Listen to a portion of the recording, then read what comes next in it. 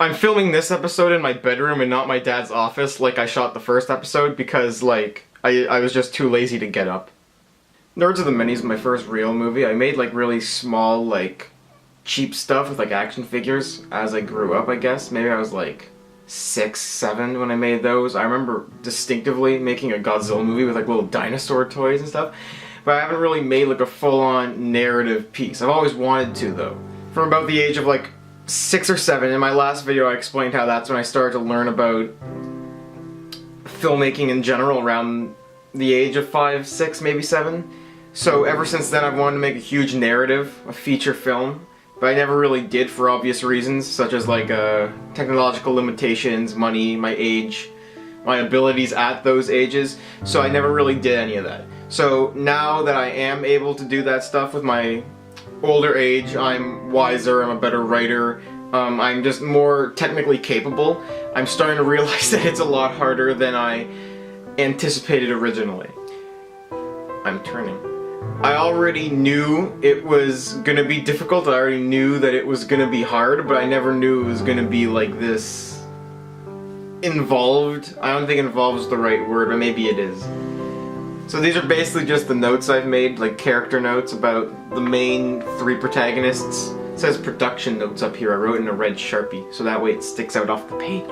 I'm actually writing the treatment, like, currently, and then I decided to make this video instead. This is my desk where I write things.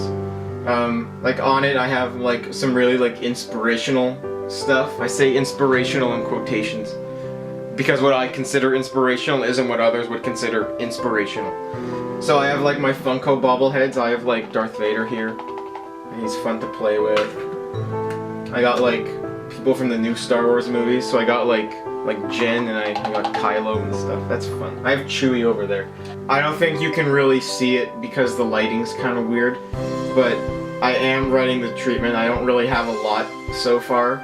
Now, a lot of people who are just watching this for the first time might not know what a treatment is. Essentially, it's just like an outline. I say a treatment, it probably isn't a textbook treatment.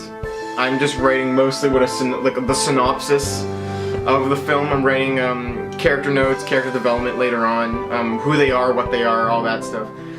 Places they go. It's basically just an outline of the story itself. Although, whereas most treatments are usually, I believe, 5 to 6 pages, I usually write like 12 pages, which is a problem. I've been writing the treatment for about a week now, 2 weeks, and I've erased a bunch of times. I've just wiped it because I don't like what I've gotten so far. I don't know why. I think I'm just a perfectionist at this point. A lot of people say that. I've heard people say that movies aren't released, so they just escape. I think it was either George Lucas or Ben Burt that said that while they were making Attack of the Clones. I have this really weird talent where I can write scripts fairly fast, which, depending on who you ask, is a good thing or a bad thing. But I think it's kind of cool. I think it's a good thing. So basically I start filming on March 19th in Toronto. There's a convention going on down there, and that's where we're going to be doing some like establishing shots and stuff. And that's where the 2 main characters meet. They meet at the convention for the first time, and they don't really like each other too much. So that's basically the main idea. We're going to get down there, we're going to shoot there really quickly. But we can't really shoot there if I don't have a script or anything to write. So the main goal for today is to get that treatment down. I've been writing all my life. Since I was about, like, maybe 8 or 9, I've really gotten into it a lot. I've always come up with my own ideas for movies, but as I said before, I never really made them. Like, around here, I have old production notes. I have a box of old scripts I've actually written. Maybe I should get that out. Hold on. Ugh. Ouch, that actually kind of hurt. This is the Rytoc Productions box. It's basically just like an old shoebox that I covered in duct tape because I didn't like the color of the shoebox. Let's open it up and let's see what we have in here, shall we? For all, like, intents and purposes, it's just like a box of, like, papers mostly, but they all have, like, some sort of meaning to me, and it's kind of shown my growth. So maybe we should look at some of these. That'll be kind of fun, right? I can't show this. The first thing I have in here is from Toronto Comic-Con in 2016, which is last year. I got my picture taken with, where is it? Here it is. I got my picture taken with Jonathan Frakes, who played Riker on Star Trek: The Next Generation. So I got really emotional after that, and I really like, I don't know, he's one of my favorite Star Trek characters, and getting to meet him was really, really cool. And I actually paid a cheap amount, small amount of money I should say, for the picture. So I've always really liked this. I actually should hang this up. I have a picture of me with Stan Lee on my wall, so I should probably hang it up with that. This is the only remaining copy of the first 10 pages to this rom-com I was writing. It was called Love in 7 Steps. This I've always said was my greatest failure. I have to explain Love in 7 Steps now. Love in 7 Steps was basically my take on a Kevin Smith movie. Kevin Smith's one of my heroes. Basically, I wrote an idea down for kind of my own cinematic universe that was basically just a bunch of collection of movies, similar to what Kevin Smith did with his View Askew-niverse, with like Clerks and Mallrats and Chasing Amy and stuff. So it was gonna be like maybe 4 or 5 separate movies, and the only connecting character was a guy named Ryan Peckerton, who was gonna be played by me, and I was gonna write and direct all of them and play Peckerton in all of them. And he was basically a combination of Jay and Silent Bob. And I don't know, I loved that idea. I actually wrote an original. It was going to start off with a short film that was just about Peckerton, and I have that script here too. Somewhere.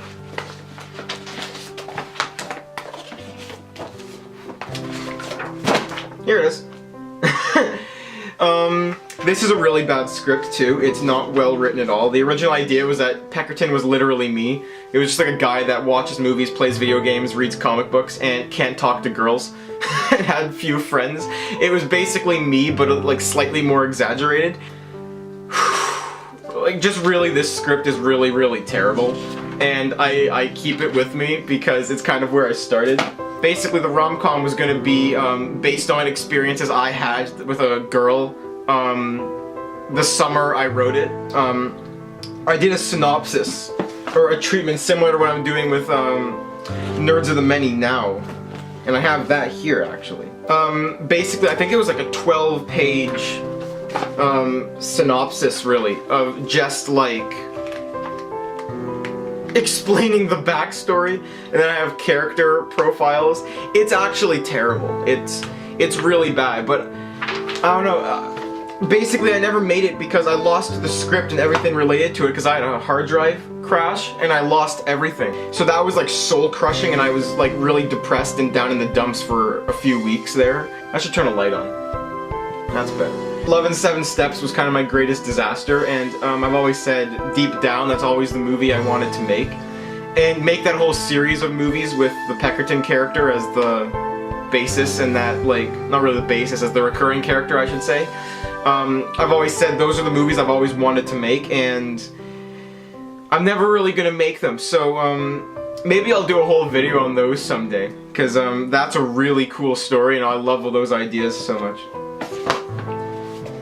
Okay, we're getting into the cringy stuff now. This is a proof of concept script I wrote for a Star Trek TV show. I even designed a logo for it. And I wrote like the episode title. I actually really like this episode I wrote too. I thought it was kind of a cool idea. It's, how many pages is this? It is 64 pages.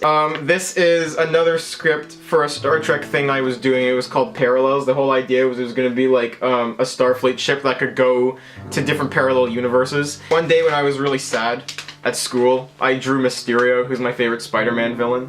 What else is in here? Like just like drawings I've done recently.